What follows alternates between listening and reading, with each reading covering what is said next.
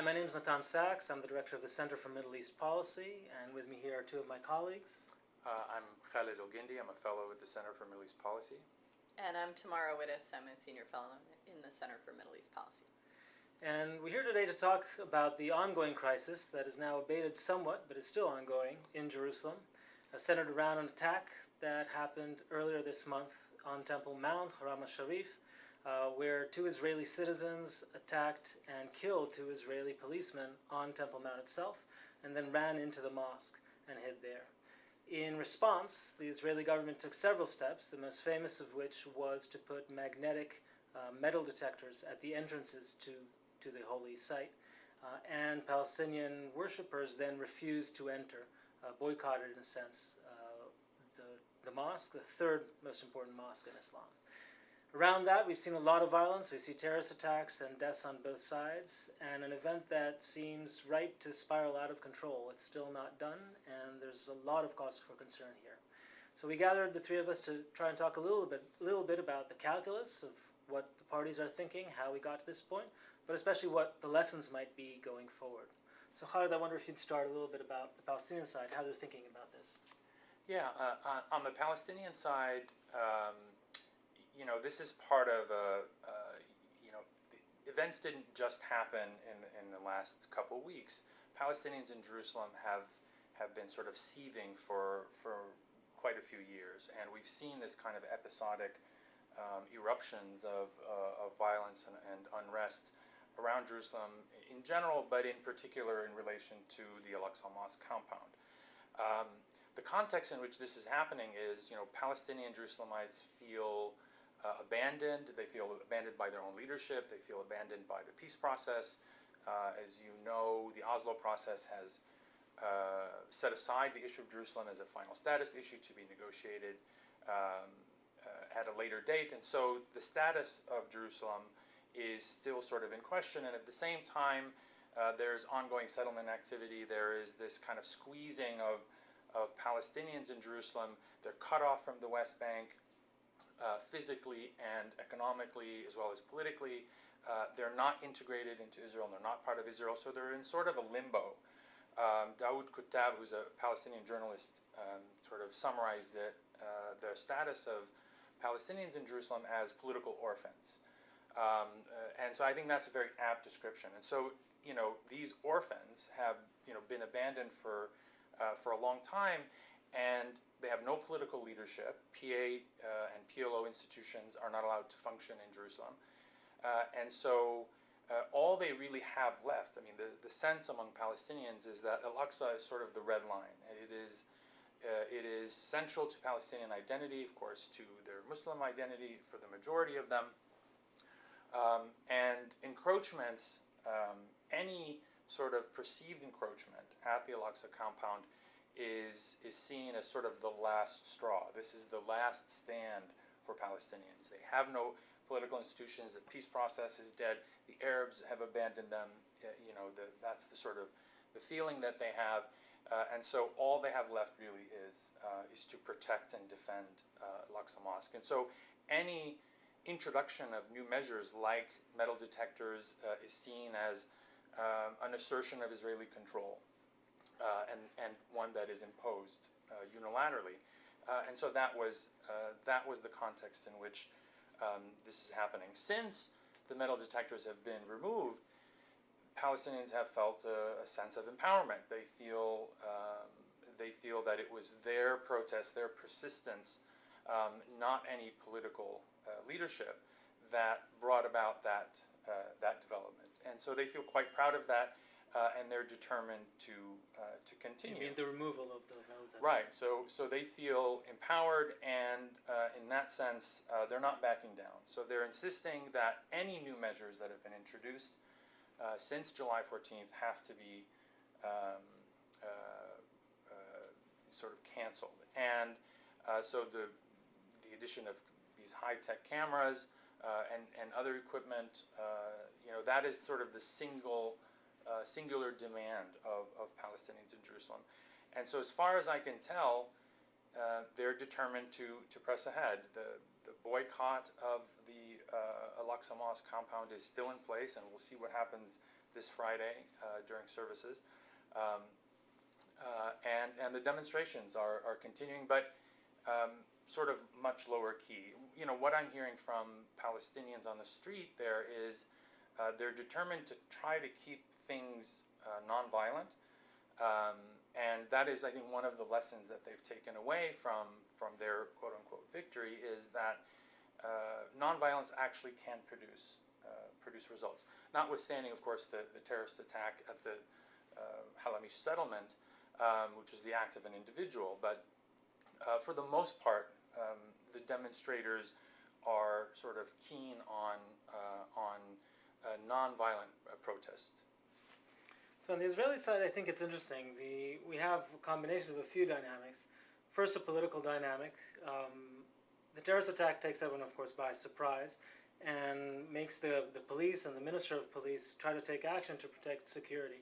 From the Israeli perspective, of course, they are in charge of security. In fact, no matter what you think about sovereignty in Temple Mount, Israel's in charge of security. Even if it's an occupying force, which of course the Israelis don't think, the occupying force has the responsibility for overall security.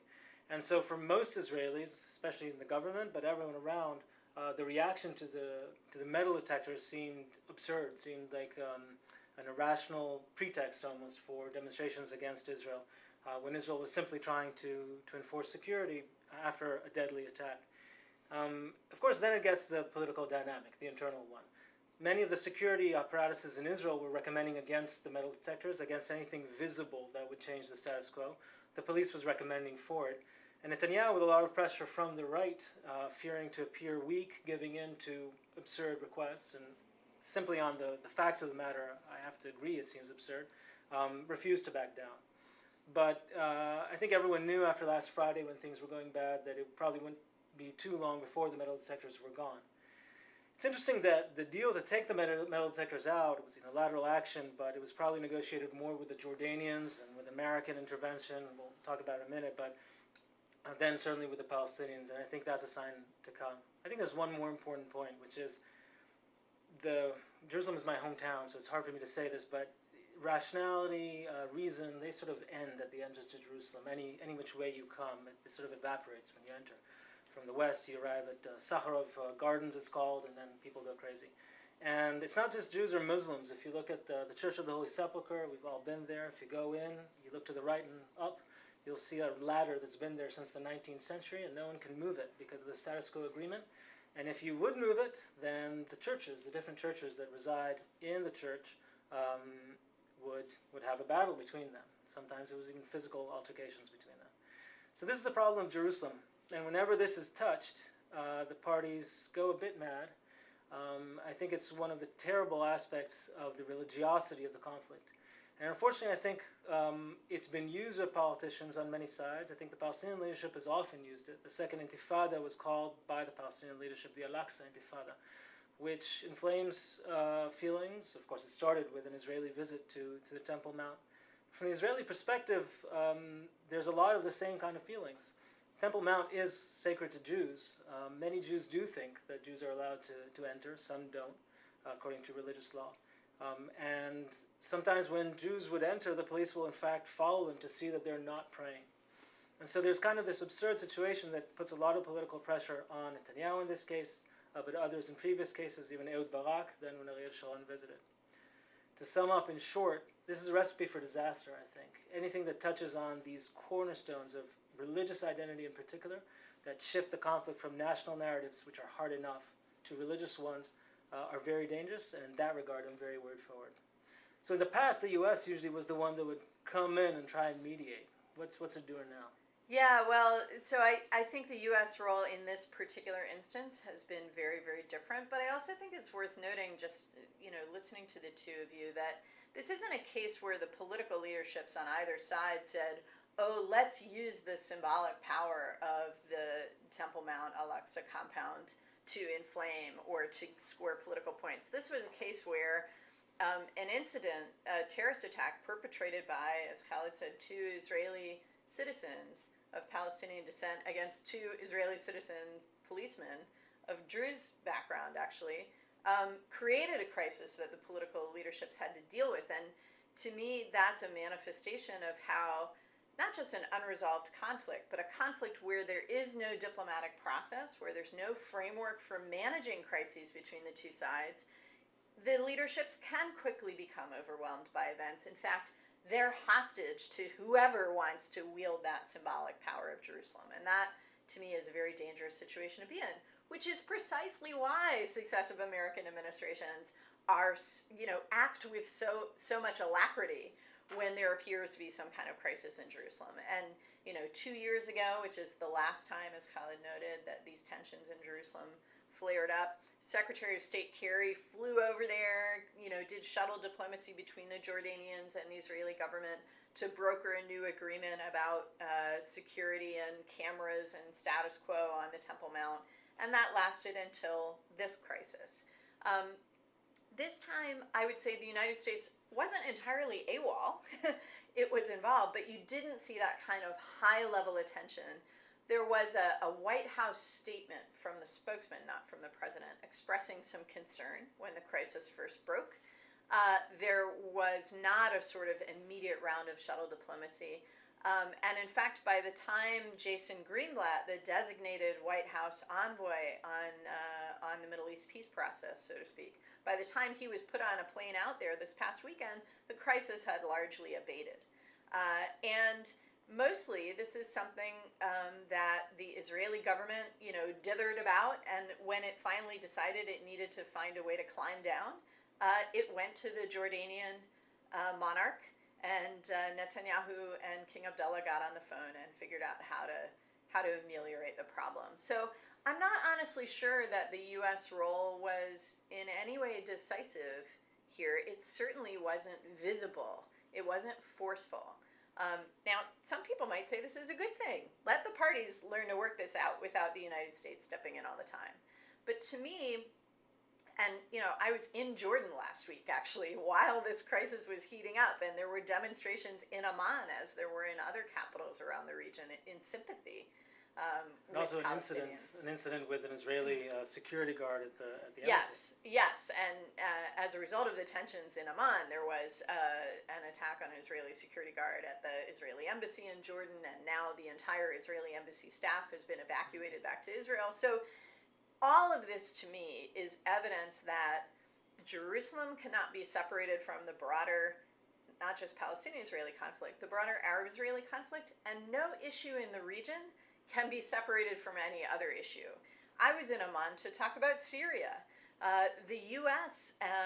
diplomacy last week was focused on the creation of this de-escalation zone in southern Syria on the Jordanian border, and working with the Jordanians and the Russians to police that zone. And in the midst of all that, the Jordanians had to deal with a crisis in Jerusalem.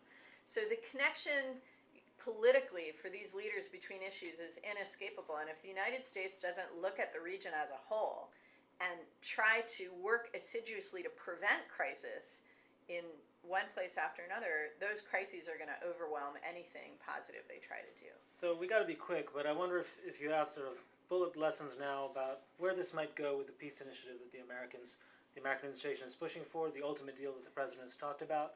Does this scuttle everything? Is it over? Should Greenblatt resign and go back to business? What do you think, Khaled? Well, I think before answering that particular point, I think another thing that's really striking about this moment and about this crisis, other than the American role, is the absence of the Palestinian leadership in this crisis. Official Palestinian The official leadership. Palestinian leadership. Yeah. The PA was not a part of the negotiations. So when Jerusalem Palestinians decided they would not go through the metal detectors, where did that come from?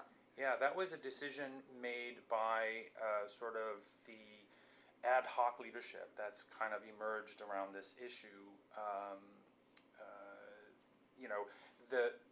The PA echoed that sentiment, and it was really following their lead. From what I hear from people on the ground, just after the agreement was reached, and one of the representatives of the Waqf, the Islamic authority that is put in place there by the Jordanians on the Al-Aqsa compound, was prepared to enter in, after the removal of the metal detectors, and he was reprimanded there was an outcry. There was a public outcry by Palestinians, and he was reprimanded by the same government that agreed to that measure in the first place. So I think the Palestinian leadership is following the street, and to a certain extent also the Jordanian authorities are kind of taking their lead also from the Palestinian street, since they are not only the custodians over Al-Aqsa holy sites, but also they have a very large Palestinian population back home. So, but the absence of a Palestinian leadership, I think, is both a cause and an outcome of this crisis. There was people talk about this leaderless kind of movement of youth and religious leaders sort of filling that vacuum. But there are reasons why there isn't a Palestinian leadership presence that have to do with measures taken by the Israelis to close down Palestinian institutions, whether they're political, whether they're the PA institutions, the PLO, or even cultural institutions. And so that has left this vacuum, but the Palestinian leadership's own incompetence, I think, has kind of played into that. Mahmoud Abbas was away and seemed sort of disinterested when the metal detectors were first introduced, and then was forced to play catch up. King Abdullah was in California too, so just proof that you can do diplomacy from anywhere. But doesn't this mean, if there's no serious leadership, doesn't this mean that we are playing sort of a game of charades in terms of the overall peace process that is now being renewed? Well, what do you think? I mean, yes and no. Like I said, I think the lack of a formal structure kind of creates more opportunities for extra systemic action, if you will. But I think the dynamics that Khaled's describing of this sort of bottom-up pressure in Palestinian society, that's been building for a long time, even before the Oslo process really collapsed, but even when it was kind of losing momentum. So if we had a formal diplomatic process in place right now, it might help to kind of tamp that down a bit, but that's not going away, at least not on the Palestinian side. But, as far as prospects for actual progress toward a negotiating settlement between Israelis and Palestinians, I remain very pessimistic, and mostly because of the domestic political situation in Palestinian society, as Khaled was describing, and all the pressure that you described Netanyahu facing. It's clear that these guys both want to please the U.S. president, but neither of them really wants or feels like they can engage in serious talks. Does that mean that it's not worth having an American envoy? No. I would say it's still better to have somebody there, keeping the channels of communication open, and maybe trying to give the parties some incentive not to indulge their worst impulses. Thank you both. I think we're obviously going to be following this closely at the center and Brookings in general. I think the potential here is dramatic. Hopefully the worst has been passed, but we don't really know. I think Friday will tell us a lot more. And I think we've seen several very worrying dynamics. First, the leadership that you mentioned on the Palestinian side, the political dynamic on the Israeli one, the American one that you talked about. And regionally, this, as you, Tammy, were telling me earlier, this causes a lot of tension, certainly in Jordan, which has a special relationship to Jerusalem, but elsewhere as well. We've seen the Turkish president comment on this. And usually, as I said, when it relates to Jerusalem, religion, usually it's in the least conducive way to peace. We'll be following closely, and thank you very much for joining us.